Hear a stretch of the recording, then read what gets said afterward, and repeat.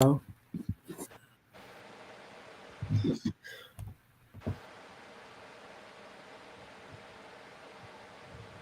Hello. Good evening. Good Hap- evening. Good evening. Happy Wednesday. Wise Wednesday. Let's see here.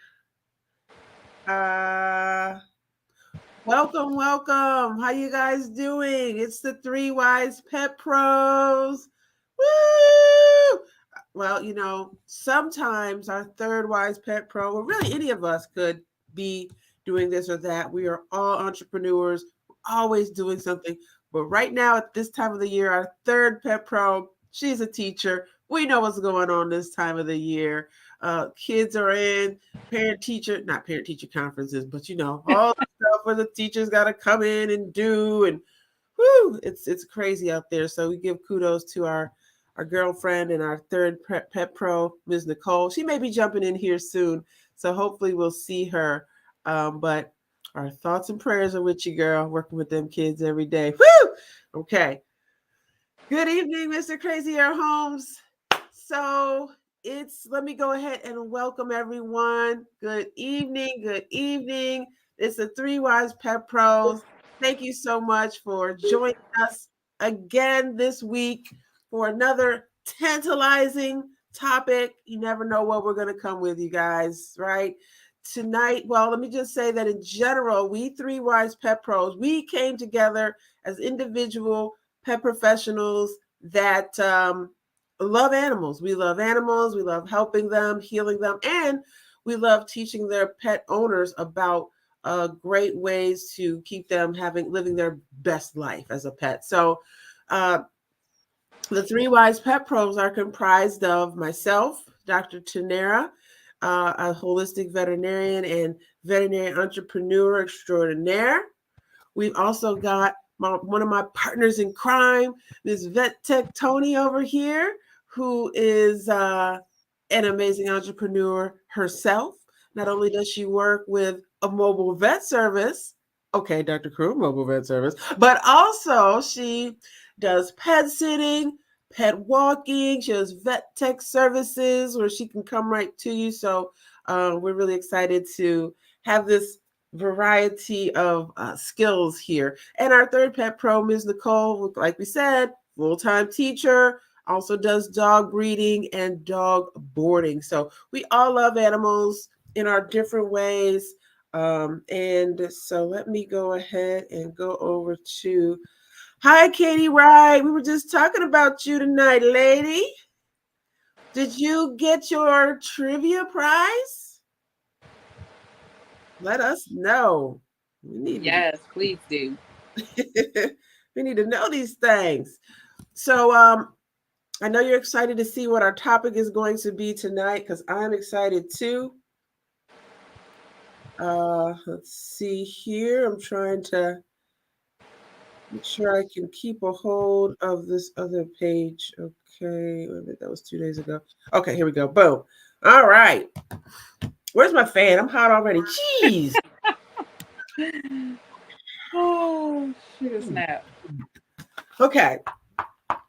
Is that a puppy pad? Oh, No. never mind. Oh. Never know what you're gonna find around a pet professional's house, huh? Right? Like, oh, is that a fecal test? Yes, that is a fecal test. Okay. So what our topic is tonight, welcome again. Thank you for joining us, Three Wise Pet Pros. You know we love having fun and learning and teaching. Good evening, Mr. Crazy Air Holmes. Robert, great to see you tonight. If you are here, whether it's for the first time or whether you're here numerous times, put your name in the chat, would you? Let us know your name or say hi and let us know what kind of pet you have. That would be fantastic because here at the Three Wise Pet Pros, we don't only focus on cats and dogs. We know that's a big part of U.S. pet life, but we're international, baby. We're talking about pets all over this world, all over this earth. And today's topic is Drum roll. drum roll, animals and their crazy coat colors and patterns and what that's all for. It's by design. And there's a lot of reasons why these animals have some crazy coat configurations. And we've got photos of them for you this time too. So as we go through and talk about the different reasonings as to why coat colors could be this or could be that, we're going to show you some images as well. So get excited. Here we are. Now, well, Tony, I'll throw this over to you because I was going to throw this out to to our watchers, our viewers. Maybe they know some of the reasons, like offhand before we even start going. Right. Most definitely. Animals are so gorgeous, aren't they? Like They are. even the ones that are scary and like freaky. It's something about them that makes them special when you like hear about them. And one of the ones that we can visually see is their skin or their coat, and how their body works in protecting them, or just in general being beautiful. Yes. Yes. You love this? All right, Robert, we're glad you love this because we know you being a reptile guy, you see it all the time. As a matter of fact, I'm not going to spill the beans on Tony, but she's got something over there with a new pattern too. I'm like, no, you didn't get something before me. Oh my goodness. So Katie Wright said coat texture has a purpose too. So you were just mentioning that a minute ago, Tony. And she did say yes. She said it's great as far as a dog bed. You saw that? I'll take a picture. Okay, awesome. Yep. That's a trivia from a trivia night we had the other night. So you want to always make sure, because this is a perfect night for answers. I'm telling you, for our next trivia night, which is definitely coming up soon. I'm thinking it could even possibly be next week, where we come on and we're like, do you remember what we talked about last week or the week before or something like that? So the crazy coat patterns, this is a really exciting and fun topic. So Tony, what's one of the main different things? I can't even talk. I was like, what's she saying? What's she trying to say right now? What's one of the different things that coats can do? Why they're different? from the weather, different environments that we live in, higher altitudes, sunny areas, cold. So, like, you think of dogs with undercoats, you think of animals with real thick skin, like leathery type skin that might be in the sun. It helps protect them from being out in those environments. So, the different like Katie was saying, the different texture, or based on their environment. Not or, but and based on their environment. Absolutely. And that, like you were alluding to, there's that protection also against the UV rays. The patterns can, kind of confuse the sun a little bit or make the sun bounce off in certain ways. Actually, we got an image here of a pretty cool animal that's patterned, could be helpful against the UV rays. So let's see here what we got.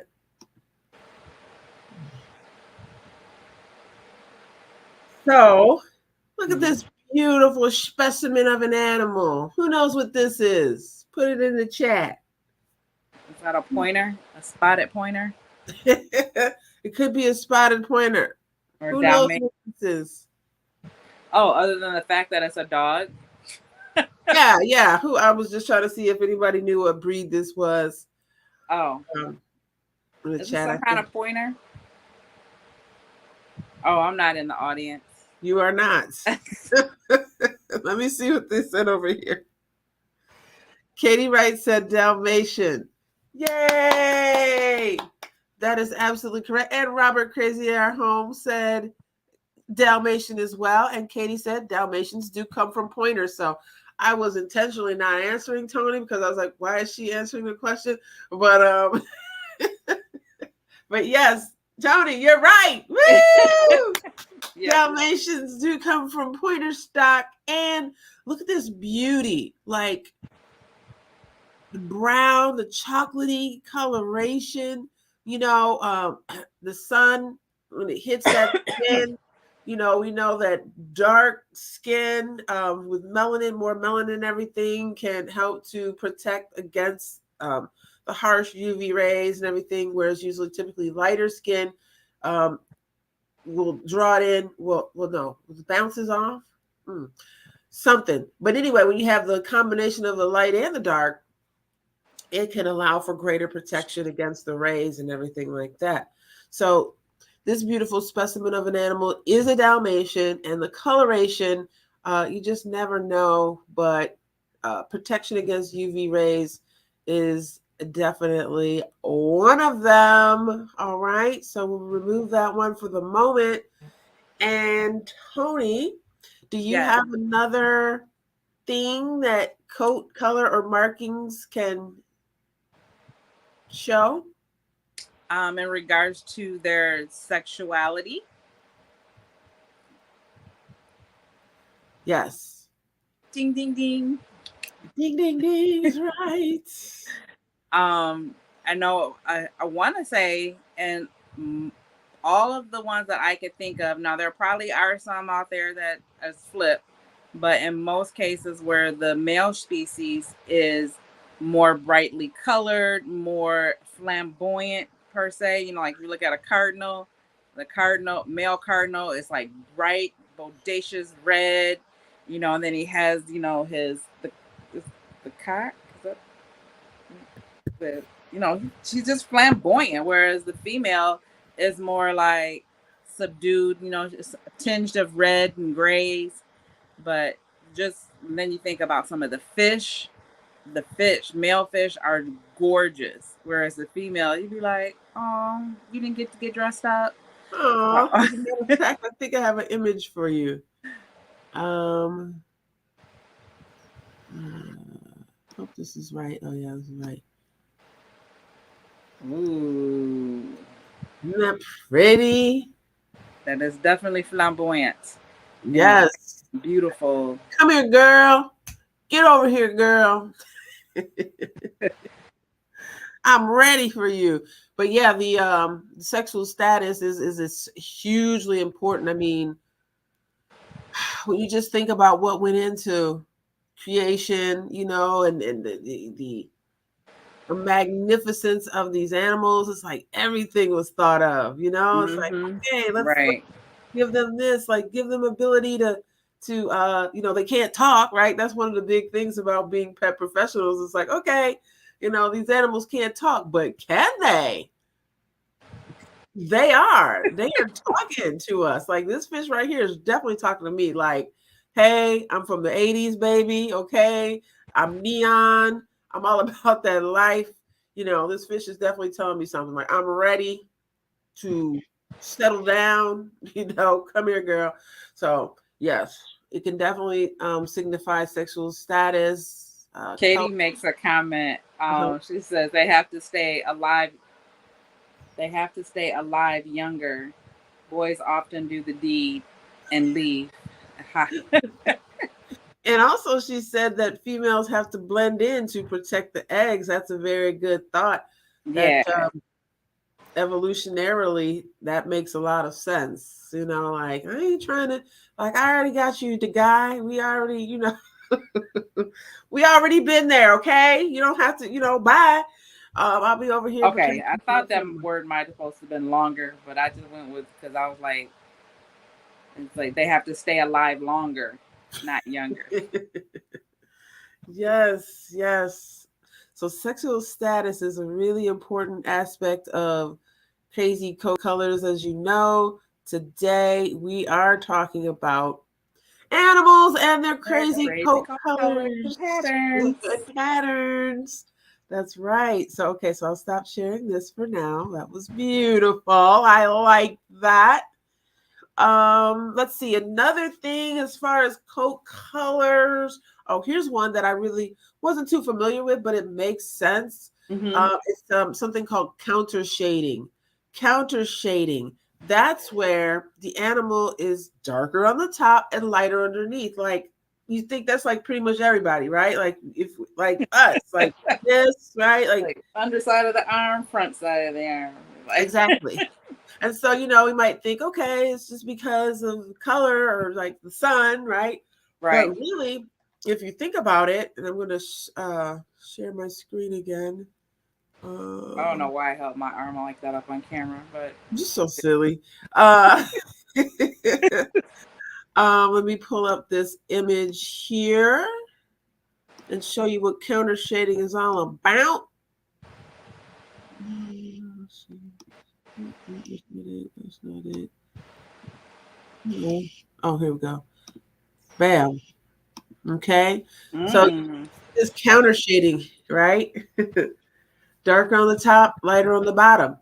But what this is all about is that normally if you were to take an object, whether it's under the water or wherever, and the sun is shining on it, it's going to be lighter on the top.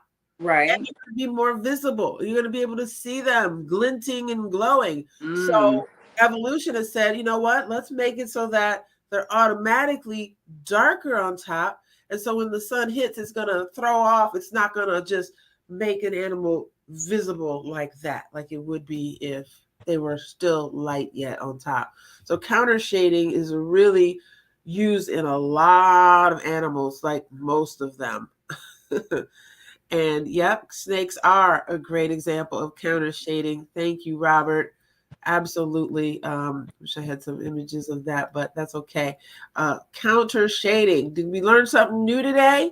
Or at most least what definitely. the term is? Oh man. Um, so that's counter shading. Very exciting to know that these animals have these like techniques just built in right into their genes. So cool. Let's So what? see. Just a Yeah. quick thought. So I was just thinking, like in regards to um, like I'm looking at Kaori right now. You know, it's just got like German Shepherds, Huskies. Like they have the spotting and coloring on the back, and their undercoat bellies are usually lighter. Would that kind of fall into the same category as like being in their environments, like more camouflagey? I would think so. Excuse me. Never yawn on your live. Um I would think so. Just being that they're more the animals that are more domestic, Mm-hmm. sometimes it can be a little more difficult for us to imagine like, oh, what would they really like in the wild? But it probably is going to be a similar thing Okay. Yeah. as to why. But also too, I mean the sun does make a difference too in that, like over time, obviously the underside is going to have less sun and everything like that. So very cool, Good very stuff. cool. Learn something, learn something. I know. Okay, so talk about that. What about you want to talk a little bit about this, Tony? Camouflage and protect and skin coat. Yes, Okay, camouflage. I'm looking at two different screens and it's like a delayed response on one, so that's why I was like, Oh, which one is caught up?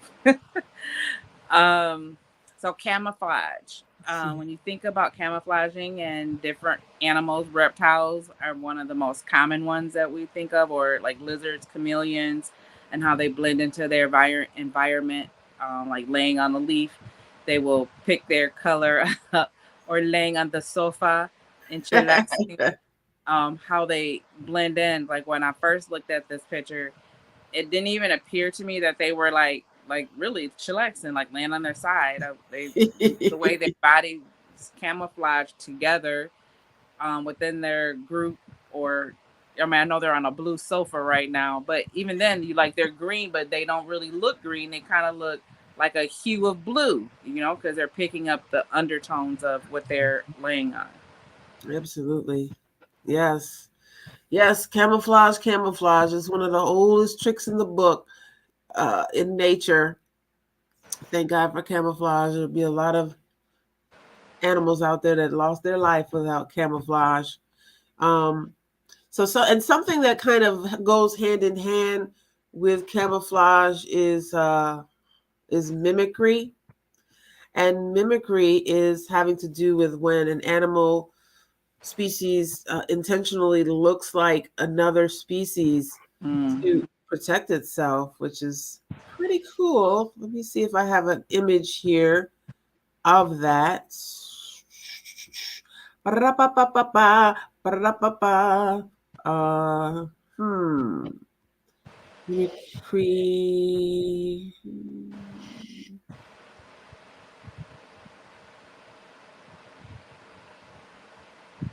No, I thought I had a picture.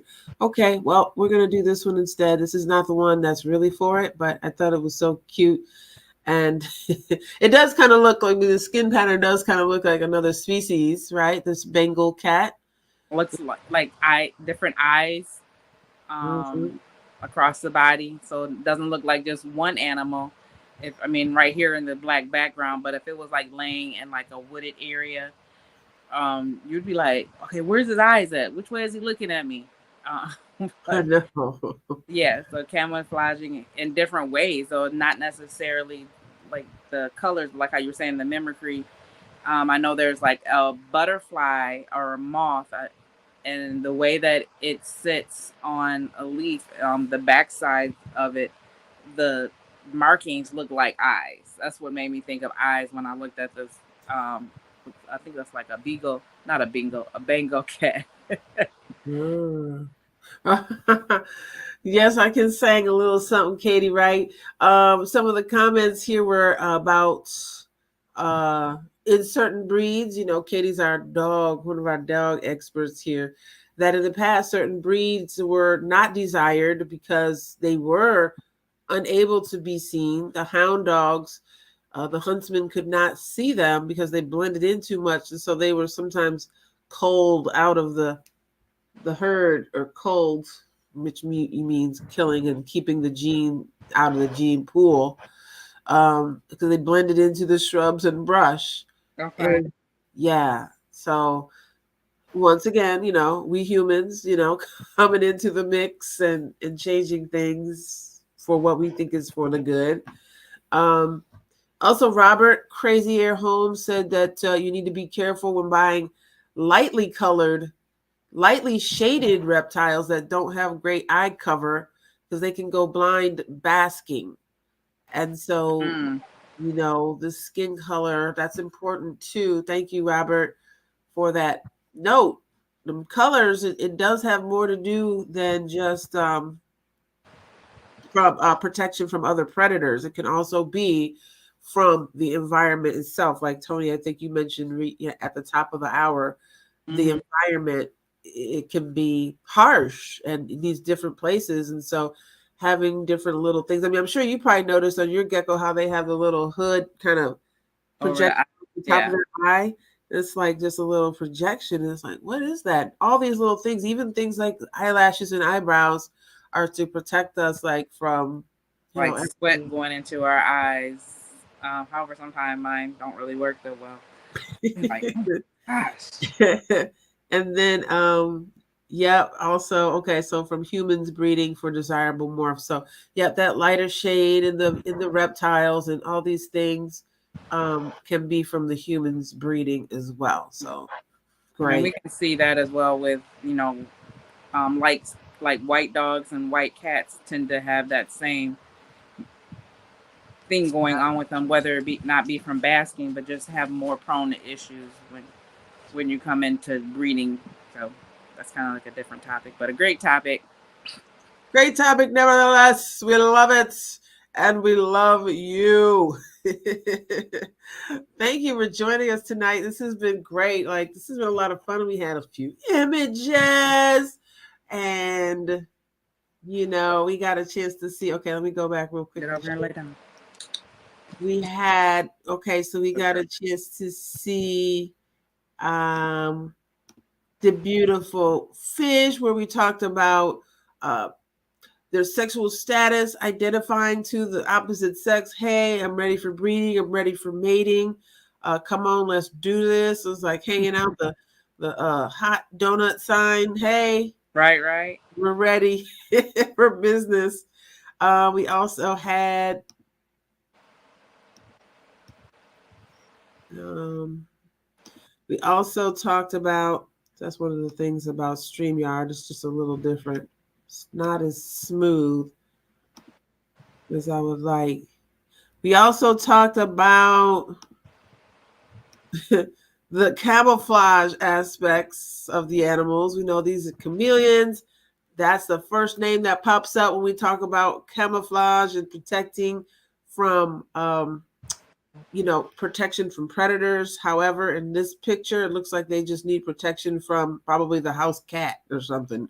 Right. They're chilling, seriously chilling right there. And then we also talked about and showed images of, oh, yes, this beautiful baby right here. Beautiful Dalmatian, excuse me, color patterns there that came from things we don't even know about necessarily, but we know that it can be great protection from the skin when you have that dappled color combination there. And then last but not least, we have the image of, oops, last but not least, we had the, the Tiburon shark, which demonstrates counter shading, which is darker on the top, lighter on the bottom, so animals can be not as visible to predators. So, all right. So, yes, you did say Lucy is a perfect example because her eyelids are almost translucent. Yeah, got to be very careful with that little gecko. So, that's pretty much all we've got for you tonight, you guys. Thank you so much for being here. Yes. Awesome. All right. So, as we come to a close here this evening, as we talked about animals and their crazy coat colors and patterns, it was great. Katie and Crazy Hair thank you for intermingling with our conversation and helping us learn something that we didn't know. And that's what's great about this, as educators and entrepreneurs, that we're willing and ready to learn more, more. So hopefully you all learned something as well. Three Wise Pet Pros signing out. Like, share, and follow. And of course, remember that we do have our group. We are on Twitch, Three Wise Pet Pros across all platforms. Three Wise Pet Pros TNT, because we are the bomb. And we'll see you next Wednesday. Yes, we will. Peace. Peace.